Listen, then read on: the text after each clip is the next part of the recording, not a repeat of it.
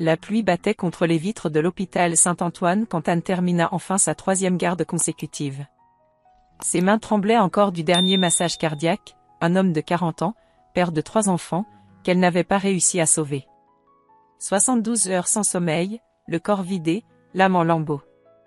Elle poussa la porte de son appartement à 23 heures, rêvant d'un bain chaud et du silence. Au lieu de cela, elle découvrit sa famille installée dans son salon comme chez eux. Élise, sa sœur cadette, sirotait son Bordeaux millésimé, celui qu'Anne gardait pour les grandes occasions qui n'arrivaient jamais. Marc et Vincent, ses frères, étalaient des brochures de voyage sur sa table basse. Leur mère, Françoise, trônait dans son fauteuil préféré.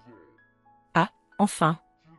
Tu tombes bien, ma chérie. » Françoise ne leva même pas les yeux de son magazine. « Nous organisons mon anniversaire en Toscane. Villa avec piscine, vignoble, tout le luxe que mérite une femme de 60 ans. » Anne sentit ses jambes faiblir.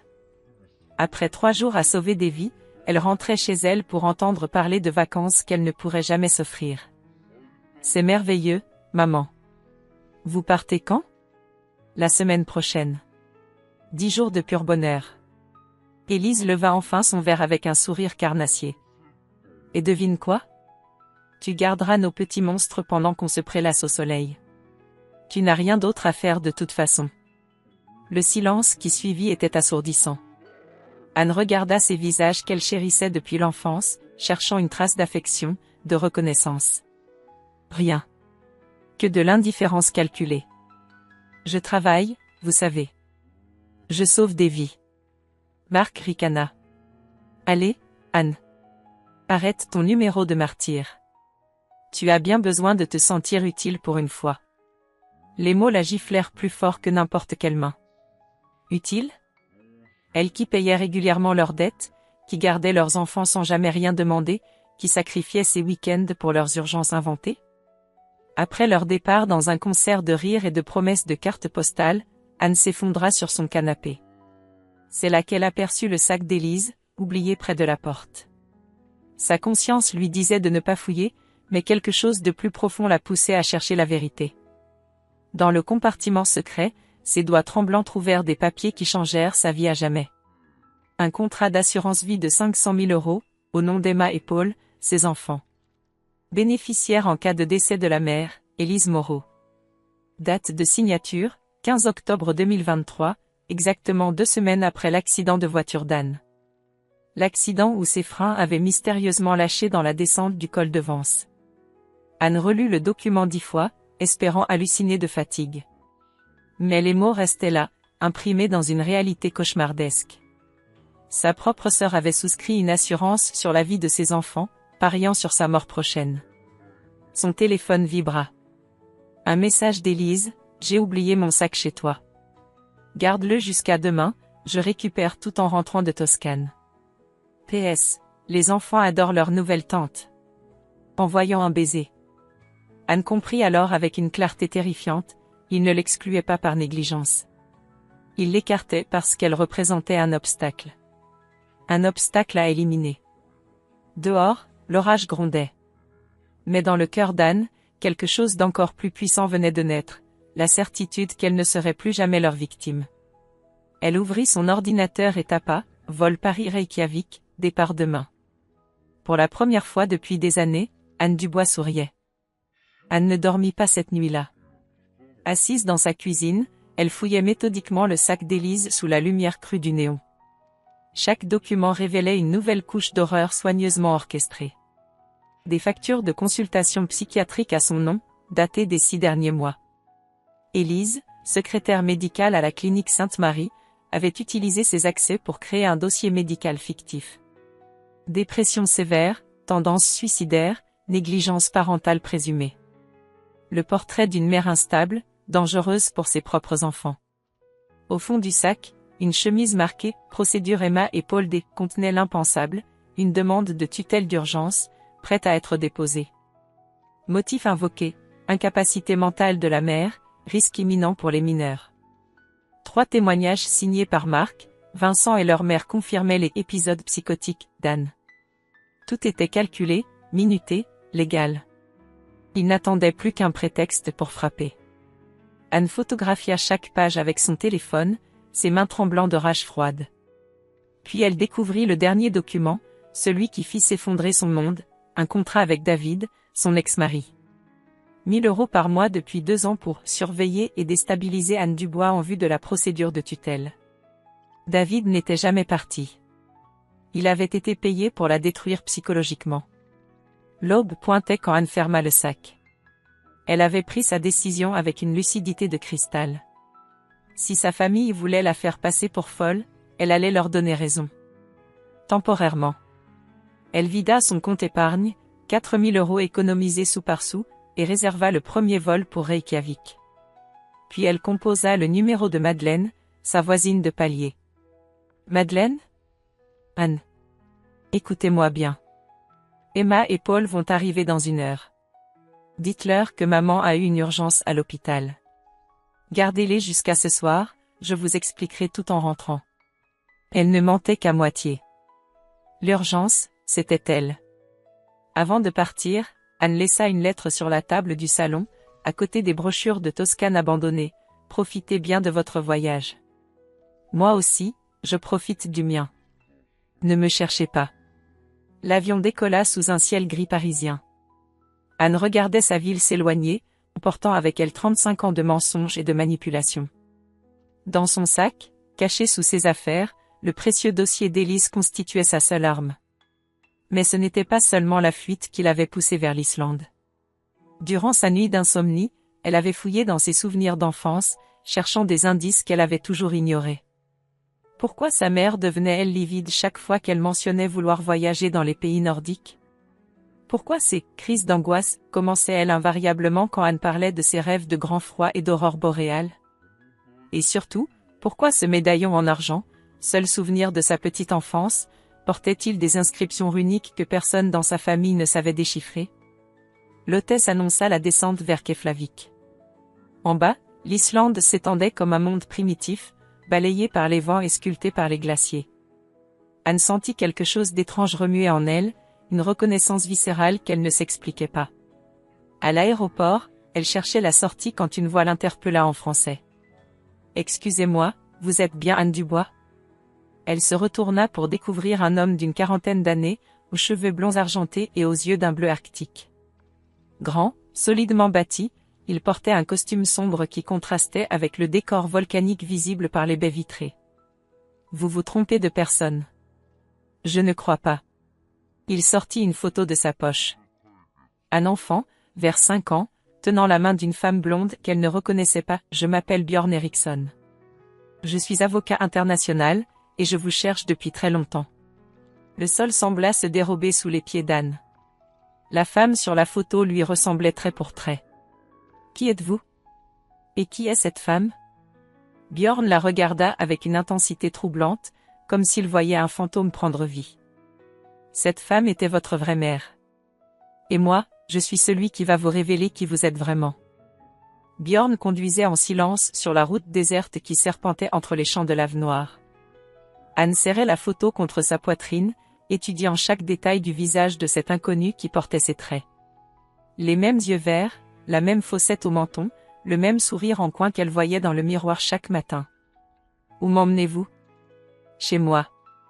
Il y a des choses que vous devez voir avant que nous parlions. » La maison de Björn dominait le fjord de Reykjavik, construction moderne aux lignes épurées qui semblait taillée dans la roche volcanique. Mais c'est l'intérieur qui coupa le souffle d'Anne. Les murs étaient couverts de photos d'elle. Pas des photos récentes prises en secret, mais des clichés d'enfance qu'elle n'avait jamais vus. Anne a 3 ans courant sur une plage de sable noir. Anne a 4 ans construisant un bonhomme de neige avec la femme blonde. Anne a 5 ans, le jour de sa disparition selon les registres français. Comment avez-vous ces photos? Björn ouvrit un coffre en bois gravé de runes. À l'intérieur, des centaines de documents, lettres, et un médaillon identique à celui qu'Anne portait depuis l'enfance. Il prit une lettre jaunie par le temps et la lui tendit. « Votre vraie mère s'appelait Sigrid Magnusdóttir. Elle était ma cousine, héritière de l'une des plus anciennes familles d'Islande. Cette lettre, elle l'a écrite 3 jours avant sa mort. » Anne déplia le papier aux mains tremblantes. « L'écriture était délicate, urgente. Mon cher Bjorn, si tu lis ces mots, c'est que le pire est arrivé. Ils veulent me tuer pour l'héritage d'Érikur.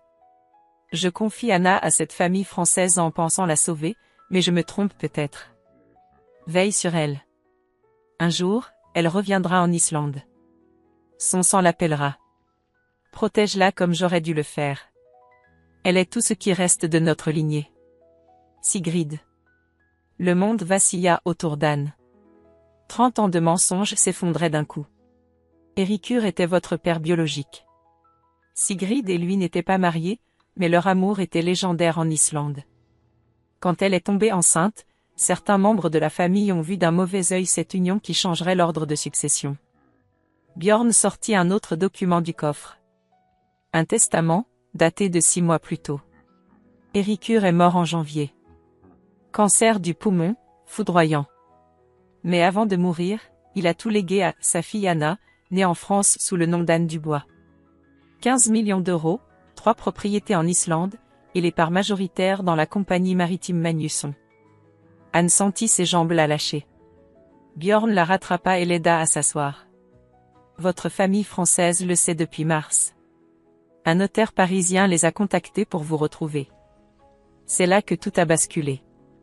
Les pièces du puzzle s'assemblaient avec une précision terrifiante. L'assurance vie sur ses enfants, les faux dossiers psychiatriques, l'isolement progressif, même l'accident de voiture. Tout prenait un sens monstrueux. Ils ne veulent pas seulement ma mort. Ils veulent que mes enfants héritent à ma place, sous leur tutelle. Exactement. Et ils ont presque réussi. Bjorn se dirigea vers la fenêtre panoramique qui donnait sur le fjord. Au loin, les aurores boréales commençaient leur danse silencieuse, peignant le ciel de vert émeraude. Il y a autre chose, Anne. Quelque chose que même votre famille française ignore. Il revint vers le coffre et en sortit un dossier marqué « Confidentiel ». À l'intérieur, des analyses ADN, des rapports médicaux, des études généalogiques. Votre lignée remonte aux premiers colons vikings d'Islande. Votre arrière-arrière-grand-mère était Gudrun la Voyante, une femme légendaire réputée pour ses prémonitions. Cette intuition que vous avez toujours eue, cette capacité à sentir le danger avant qu'il arrive, ce n'est pas de la paranoïa. C'est votre héritage. Anne repensa à tous ces moments où elle avait su que quelque chose clochait. Le matin de son accident, cette voix intérieure qui lui criait de ne pas prendre la voiture. La nausée inexplicable chaque fois qu'Élise s'approchait trop de ses enfants. Son malaise chronique en présence de sa famille. Votre sang vous a toujours protégé. Il vous a mené jusqu'ici. Dehors, les aurores boréales intensifiaient leur ballet cosmique. Anne sentit quelque chose s'éveiller en elle, une force ancestrale qui dormait depuis des décennies. Qui êtes-vous vraiment, Bjorn? Pourquoi vous occupez-vous de moi? Il se tourna vers elle, et dans ses yeux brillait une émotion qu'elle ne sut identifier. Je suis l'homme qu'Érikur a chargé de vous retrouver et de vous protéger. Mais aussi, il marqua une pause, comme s'il luttait contre lui-même. L'homme qui vous aime depuis la première photo qu'il m'a montrée de vous. Le monde d'Anne bascula une nouvelle fois. Dans cette maison perdue au bout du monde, face à cet homme qui détenait les clés de son passé, elle réalisait que sa vraie vie ne faisait que commencer. Mais son téléphone, resté silencieux depuis son départ de Paris, se mit soudain à vibrer frénétiquement. 23 appels manqués. Tous d'Élise. Sa famille avait découvert sa disparition. Anne fixait l'écran de son téléphone, hypnotisée par le décompte infernal des appels manqués. 23, 24, 25. Chaque sonnerie était un coup de marteau dans sa poitrine. Ne répondez pas, murmura Bjorn en s'approchant d'elle. Mais la curiosité morbide l'emporta. Anne décrocha au 26e appel. Enfin. Tu es où, bon sang? La voix d'Élise crépitait de rage mal contenue. En voyage. Comme vous. Arrête tes conneries, Anne. Tes enfants pleurent, ils te cherchent partout. Madeleine a appelé la police, ils pensent que tu as fait une dépression nerveuse. Anne sentit le sol se dérober. La police? Si vite? Mes enfants vont bien. Ils sont chez Madeleine jusqu'à ce soir. Justement, non. Le ton d'Élise changea, devenant doucereux, presque maternel. On s'inquiétait tellement qu'on a écourté notre voyage. Marc est allé les chercher. Ils sont avec nous maintenant, en sécurité. Le sang d'Anne se figea dans ses veines. En sécurité? Ou en otage? Vous n'aviez pas le droit. On avait tous les droits. Une mère qui abandonne ses enfants pour partir on ne sait où, ça s'appelle de la négligence parentale. Björn lui fit signe de raccrocher, mais Anne devait savoir. Où sont Emma et Paul? Dans un endroit sûr. Loin de ton instabilité mentale. Élise marqua une pause calculée. Tu rentres immédiatement, ou on dépose une demande de tutelle d'urgence demain matin.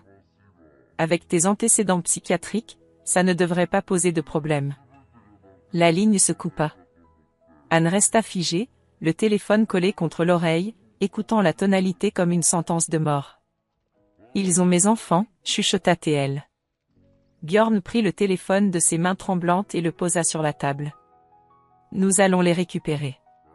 Mais d'abord, il faut que vous sachiez quelque chose d'autre.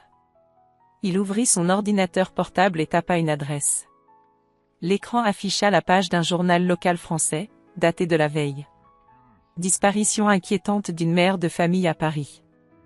L'article était accompagné d'une photo d'Anne, prise à son insu, où elle semblait hagarde et désorientée. Le texte décrivait une femme en proie à des troubles psychiatriques sévères, qui avait abandonné ses enfants pour fuir vers une destination inconnue. Comment ont-ils eu cette photo? Regardez la date de prise de vue. Anne plissa les yeux.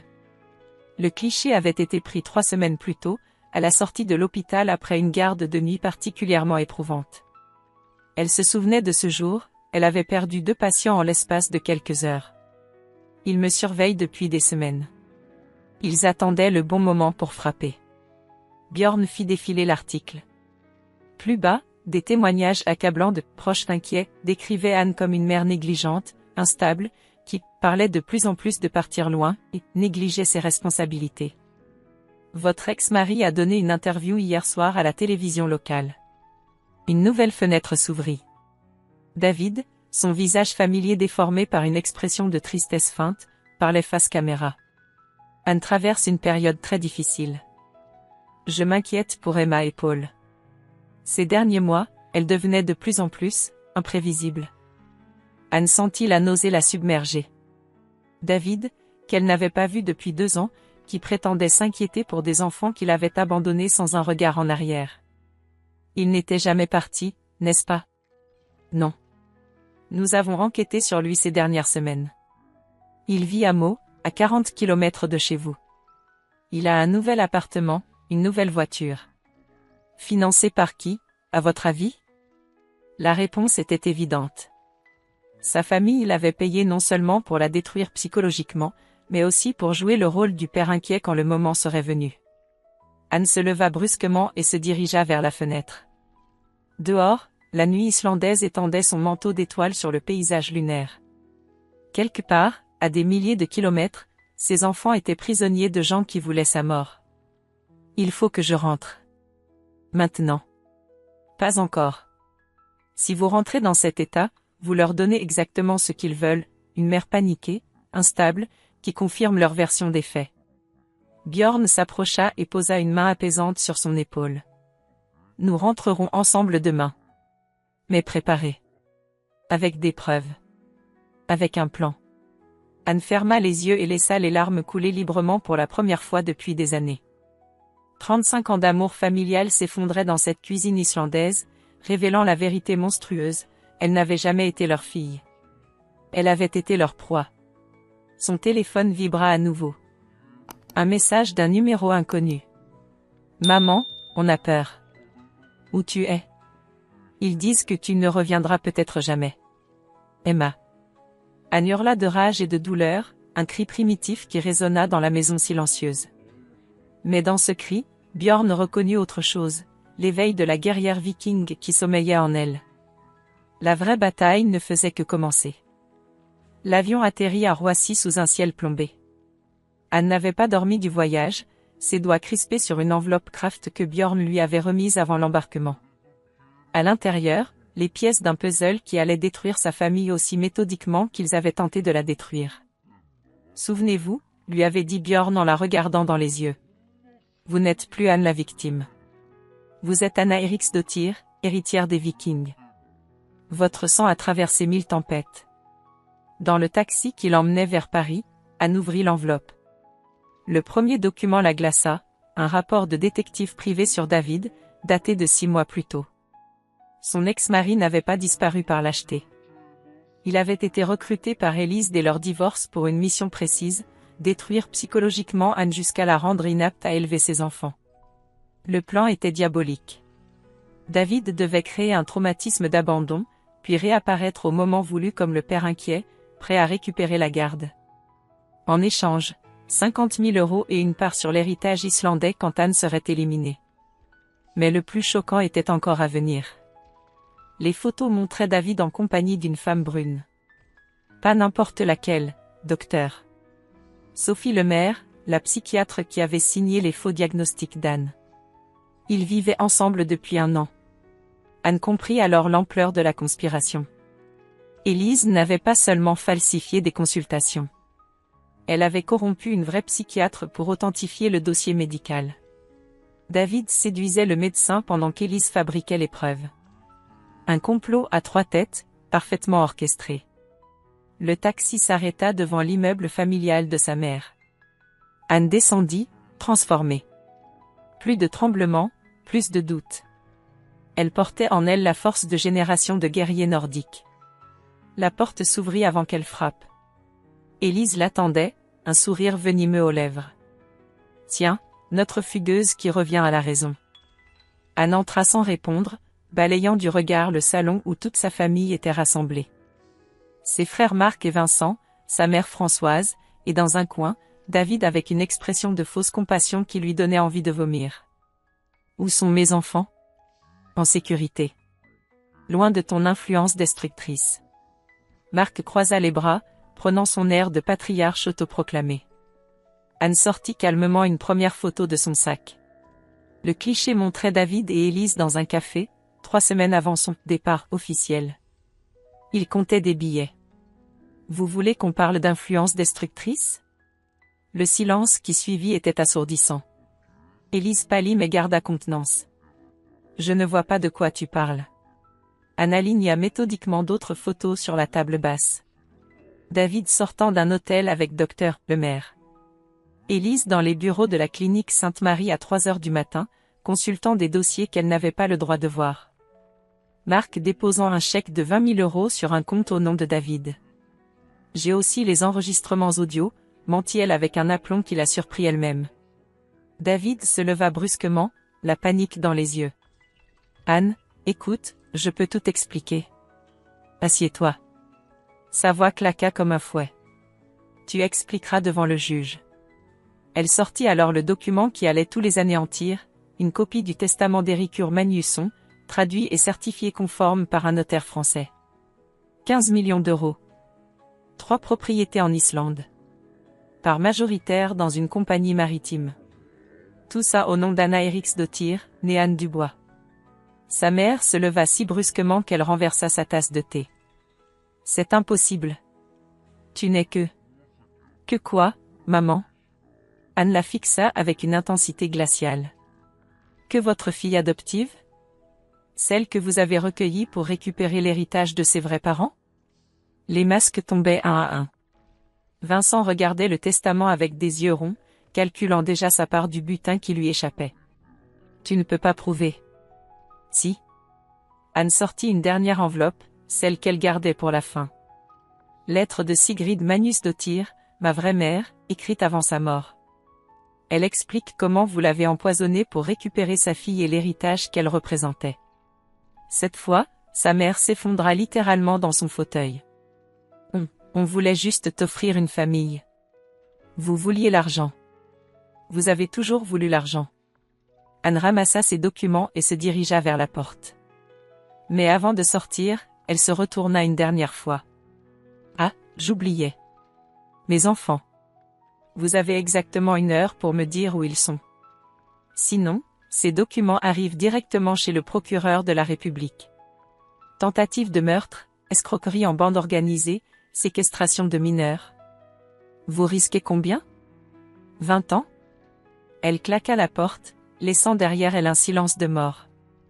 Dans la rue, son téléphone sonna. Bjorn. Alors? Ils ont craché. Mes enfants sont chez Mark, dans sa maison de campagne. Parfait. Et maintenant? Anne leva les yeux vers l'appartement familial où elle avait grandi dans le mensonge. Aux fenêtres, elle voyait les silhouettes agitées de ceux qui se croyaient ses bourreaux. Maintenant, on va chercher Emma et Paul. Et puis? Elle sourit pour la première fois depuis des semaines. On va leur montrer ce que coûte de défier une viking. La maison de campagne de Mark se dressait au bout d'un chemin de terre, isolé dans la campagne seine-et-marnaise. Anne observait les fenêtres éclairées depuis la lisière du bois, Bjorn à ses côtés. Dans le salon, elle distinguait les silhouettes de ses enfants qui regardaient la télévision, apparemment calmes. Trop calme. Quelque chose ne va pas, murmura-t-elle. Bjorn ajusta les écouteurs de son équipement d'écoute électronique, un matériel que ses contacts islandais lui avaient procuré. Depuis 3 heures, ils interceptaient les conversations de la maison. Ils préparent quelque chose. Mark a reçu 4 appels en urgence depuis que vous les avez quittés. Anne ferma les yeux et se concentra. Cette intuition viking que Bjorn lui avait révélée pulsait dans ses veines comme un tambour de guerre. Danger. Piège. Fuite organisée. Son téléphone vibra. Message d'Élise, tu veux tes enfants? Rendez-vous au restaurant Le Bernardin demain 14h. Viens seul. On règle ça civilement. Civilement, répéta Anne avec un rire sans joie. Après avoir tenté de me tuer. Elle composa le numéro de Mark. Il décrocha à la première sonnerie, comme s'il attendait son appel. Anne. Enfin, on va pouvoir discuter comme des adultes. Je veux parler à Emma. Maintenant. Bien sûr, bien sûr. Emma. Viens dire bonjour à maman. La voix de sa fille résonna dans l'écouteur, mais quelque chose clochait. Le ton était trop enjoué, trop artificiel. Salut maman. On s'amuse bien ici. Oncle Mark nous a acheté plein de jeux vidéo. Anne connaissait sa fille par cœur. Emma détestait les jeux vidéo. Elle préférait lire ou dessiner. On lui avait dit quoi dire. Ma chérie, est-ce que tu vas bien? Vraiment bien? Un silence. Puis la voix de Mark qui reprenait le combiné. Elle va parfaitement bien. Comme Paul. Ils comprennent que leur maman traverse une période difficile. Anne raccrocha, le cœur battant. Bjorn l'observait, inquiet.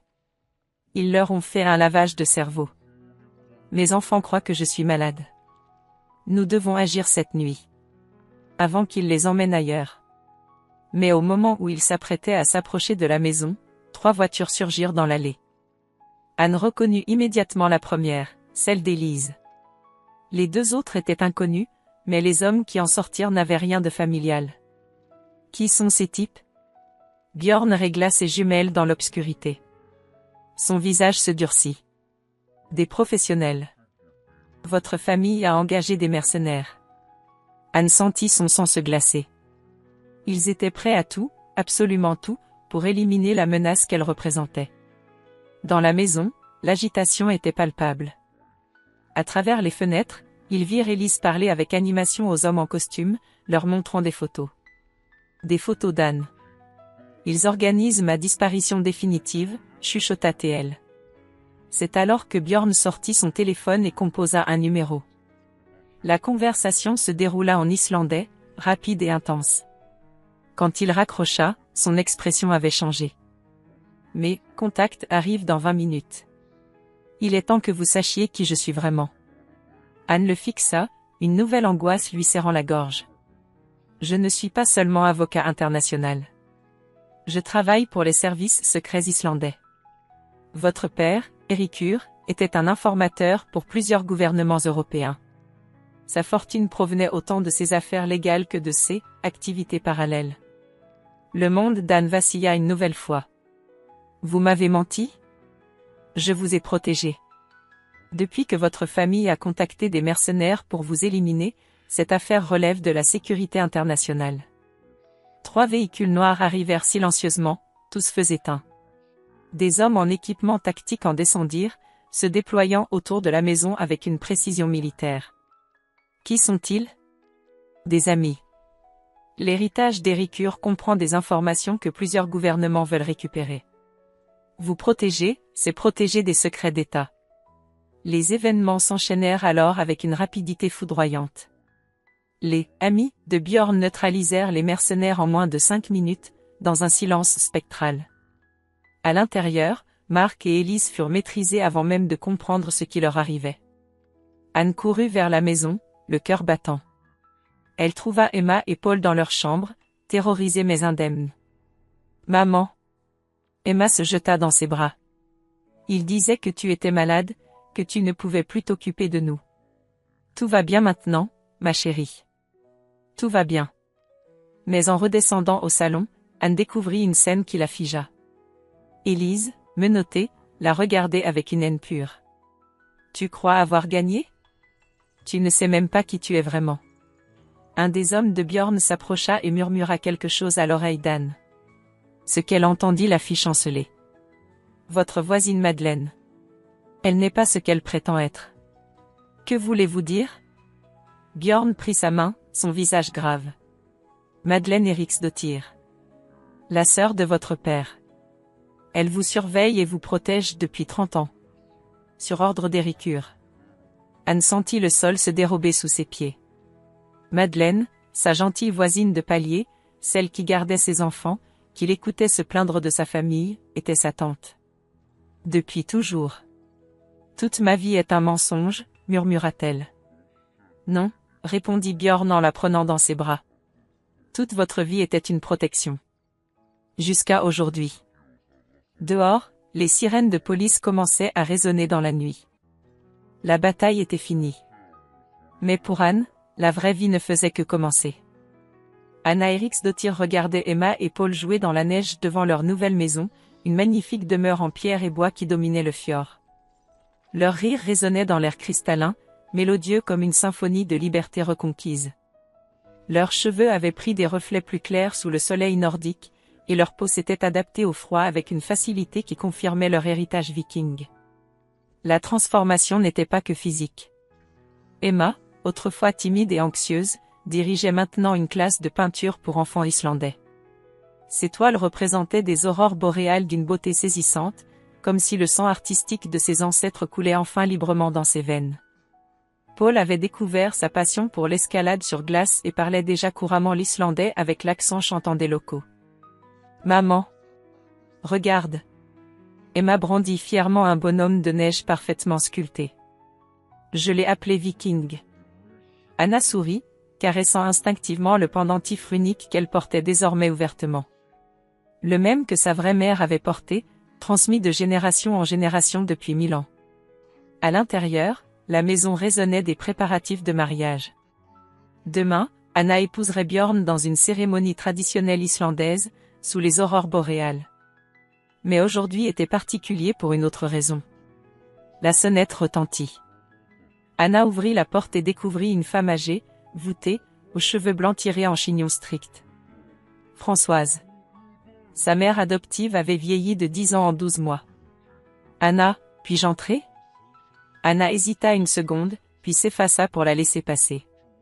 Françoise observa le salon avec ses meubles nordiques, les photos d'Anna et Bjorn, les dessins d'Emma accrochés au mur comme dans une galerie. « Tu as l'air heureuse. »« Je le suis. » Françoise s'assit difficilement dans le canapé, ses mains tremblant légèrement. L'arthrite, ou la culpabilité. Élise et David ont été condamnés à 15 ans. Marc et Vincent à 10 ans. Sa voix était cassée, vieillie. Moi, j'ai eu 5 ans avec sursis. À mon âge? Anna ne répondit pas. Elle avait suivi le procès de loin, sans haine mais sans pitié non plus. Tu sais, je n'ai jamais voulu que ça aille si loin. Au début, on pensait juste, t'offrir une famille. Vous pensiez à l'argent. Françoise baissa la tête, incapable de nier l'évidence. Quand Sigrid est morte et qu'on a découvert qu'elle avait une fille. On était jeunes, fauchés. L'idée de cet héritage qui t'attendait. Elle releva les yeux, suppliante. Mais je t'ai aimé, Anna. À ma façon tordue, je t'ai aimé. Anna s'assit en face d'elle, étudiant ce visage qui avait été celui de sa mère pendant 35 ans.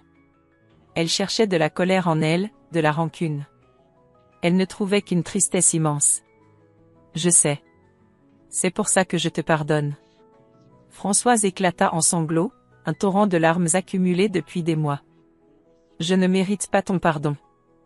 Le pardon n'est pas pour toi. Il est pour moi. Anna se leva et alla chercher une enveloppe dans le secrétaire. À l'intérieur, un chèque et des documents légaux. 50 000 €. De quoi finir tes jours dignement. En échange, tu disparais de nos vies. Pour toujours. Françoise prit l'enveloppe avec des mains tremblantes. Pourquoi? Parce que la vraie liberté, c'est de choisir qui on veut être. Et moi, je choisis d'être quelqu'un qui n'a pas de haine dans le cœur. Après le départ de Françoise, Anna monta à l'étage. Dans son bureau, elle contemplait les épreuves de son livre, Lumière du Nord, Mémoire d'une Renaissance. Le récit de sa transformation, destiné à aider d'autres victimes de manipulation familiale. Les précommandes avaient dépassé toutes les attentes. Björn apparut dans l'embrasure, plus beau que jamais dans son pull en laine islandaise. Comment ça s'est passé? Elle est partie. Pour toujours, cette fois. Il s'approcha et l'enlaça par derrière, posant ses mains sur son ventre légèrement arrondi. Leur premier enfant ensemble naîtrait au printemps, sous le soleil de minuit. Tu regrettes? Anna se retourna dans ses bras, plongeant son regard dans ses yeux bleus comme les glaciers. Jamais. Elle m'a donné la vie, mais toi, tu m'as donné l'existence. Le lendemain, sous une voûte d'aurore boréale qui dansait comme des bénédictions célestes, Anna Eriksdottir épousa Björn devant un petit groupe d'amis islandais. Emma et Paul portaient les alliances, radieux dans leurs costumes traditionnels. Madeleine était là aussi, dans son vrai rôle de tante aimante, racontant enfin à ses petits-neveux les légendes de leurs ancêtres. Dans son discours, Anna leva son verre vers le ciel étoilé. Il y a 1 an, ma famille pensait me détruire en m'excluant de leur voyage. En réalité, ils m'ont offert le plus beau cadeau, la liberté de découvrir qui j'étais vraiment. Elle posa sa main sur son ventre. Nos enfants grandiront en sachant qu'ils descendent de guerriers qui ont traversé les océans pour découvrir de nouveaux mondes. Ils sauront que parfois, les tempêtes les plus violentes ne font que révéler notre vraie force. Plus tard, sur la terrasse de leur maison, Anna et Björn regardaient Emma enseigner à Paul l'art de photographier les aurores boréales. L'appareil photo, cadeau de mariage d'Anna, tremblait entre les petites mains du garçon, mais ses yeux brillaient d'émerveillement. « Tu sais ce que m'a dit Emma hier ?» murmura Björn. « Quoi ?» Qu'elle était contente que sa « fausse famille » l'ait abandonnée, parce que sinon elle n'aurait jamais découvert sa vraie famille. Anna ferma les yeux, laissant le vent arctique caresser son visage. Dans cette brise glacée, elle entendait les voix de ses ancêtres vikings, qui lui murmuraient que l'exil était souvent le chemin vers la vraie patrie. Parfois, dit-elle en rouvrant les yeux vers l'infini nordique, ceux qui nous rejettent nous rendent le plus grand service. Ils nous forcent à découvrir que nous valons infiniment plus que l'amour qu'ils nous refusaient. Emma courut vers elle, brandissant l'appareil photo. « Maman! J'ai pris la plus belle photo du monde. » Sur l'écran, une aurore boréale dessinait un cœur parfait au-dessus de leur maison. Anna sourit, comprenant que certains miracles n'arrivent qu'à ceux qui ont eu le courage de tout perdre pour tout retrouver. La vraie vie avait enfin commencé.